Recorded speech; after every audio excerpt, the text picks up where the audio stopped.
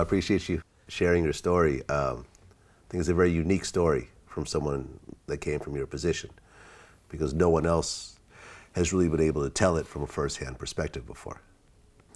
Well, I appreciate that, and I've been very fortunate and very blessed just to be here, be able to speak to you. So appreciate it. Yep. And you have 7 children? I have 7 children. I have 6 grandchildren. Yeah, so I got a good crew. Your wife is here in the other room also. My wife, been married 35 years, and if it wasn't for her, I wouldn't be here. If I don't meet her and change my lifestyle, I'd either be dead or in prison. So, yeah.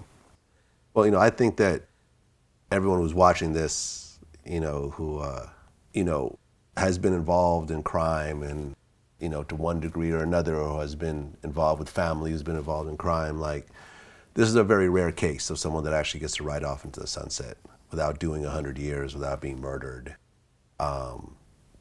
without falling to drugs at the end or committing suicide or something of the sort. So I think it's very much a rarity. But, with this opportunity, you're actually telling the story and, not glamorizing it. I think that's very important.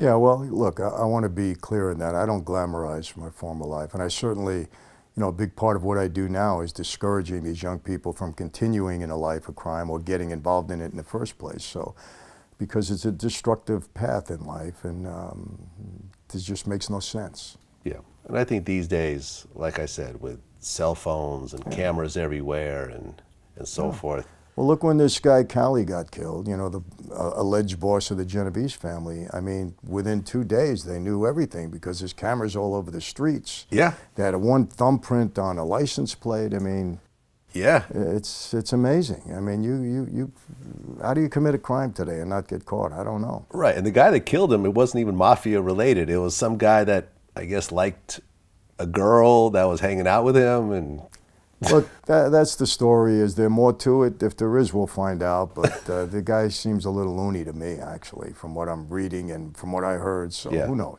Right. Whitey Bulger, he ends up getting killed. Yeah. I guess his first day in general population or something of that sort. I'll be honest with you. I don't know how that happened, because I'll tell you a quick story.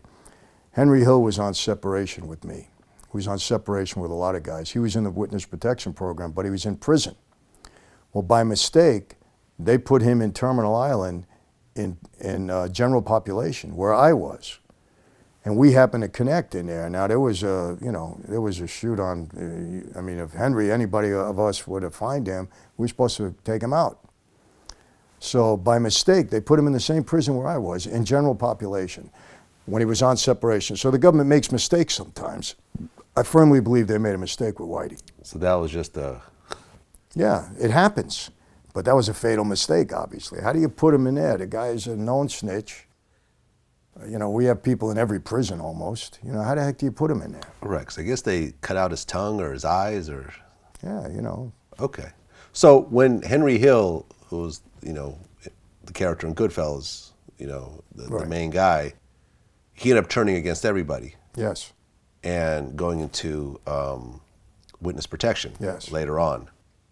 But you were actually with him in prison at one point. Yeah, and as soon as he saw me, he ran and he PC'd up. He put himself in protective custody right away. Were you supposed to kill him in that situation? Well, the word was out. If we saw Henry and we knew what he did, we were supposed to take him out.